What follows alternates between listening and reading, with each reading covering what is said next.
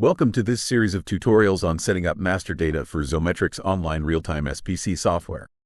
We'll walk through the process step by step. After logging in, make sure you're on the module's homepage and that the real-time SPC module appears in your list of active modules. If it's not listed, you may need to contact the admin user of your organization or the contact details mentioned here. Next, navigate to the real-time SPC module. If your tenant already has some SPC schemes configured, you'll see them here. If this is a new tenant, this page will be empty. On the top left, right next to the Zometric logo, click on Menu. In the side navigation bar that opens, click on Configure.